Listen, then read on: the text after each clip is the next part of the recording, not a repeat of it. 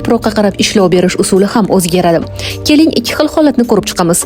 Birinchi holat tuproq yaxshi bo'lsa, ya'ni undagi tuz miqdori 0,3% dan kam, organik modda esa kamida 1% bo'lishi kerak.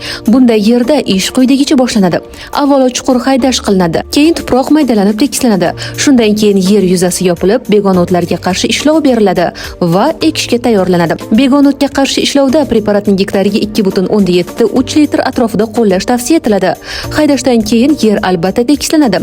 Buni maxsus agregatlar yordamida avval diagonal yo'nalishda bajarish kerak. Agar tuproq nam bo'lsa, biroz qurishni kutamiz. Agar tuproq quruq bo'lsa, darhol ishlovni davom ettiramiz. Shundan so'ng yana bir bor yer tekislanadi. Bu safar yo'nalish ekish yo'nalishi bilan bir xil bo'lishi kerak. Sho'rlangan maydonlarda 3 ta asosiy qoidani unutmang. Birinchisi, kech kuz yoki erta bahorda tomchilatib sug'orish orqali tuzni pastga yuvish kerak. Ikkinchisi, tuproqni yaxshilash uchun organik o'g'itlar va kimik moddalardan foydalanish zarur. Uchinchisi, faqatgina tomchilatib sug'orish kerak. Oddiy suv bostirib sug'orish qat'iyan tavsiya etilmaydi. Bu yerda quruq ekish, nam unib chiqish usuli eng samarali hisoblanadi.